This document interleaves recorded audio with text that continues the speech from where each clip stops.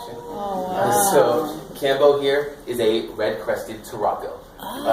So these birds actually have a relative that we found right here in Utah. So while he's out, I want you all to pay close attention to his nice long legs and that long tail. I don't want to ruin the surprise though, because it's at the end. But you will be meeting one of his local Utah relatives. What is he again? What? He's a red-crested Turako. Turako. Yeah.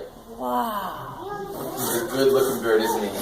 I love his flights, and he's historically not done super long flights, but we've recently been training him to fly even further, push himself to the limit, which is pretty beautiful.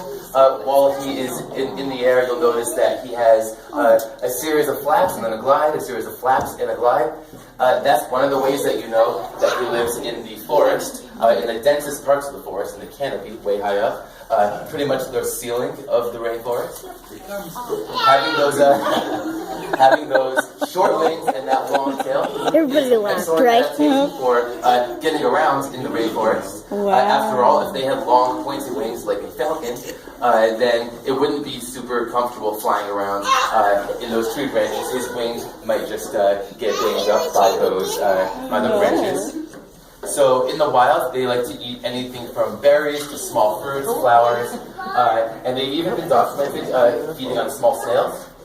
And one of the interesting things about Turakos, and we're not super sure if red-crested Turakos do it, but other species do, so we only assume that it carries over, is that they will feed on some berries which have poisonous properties, so toxic berries. The poison doesn't really hurt them, doesn't make them sick.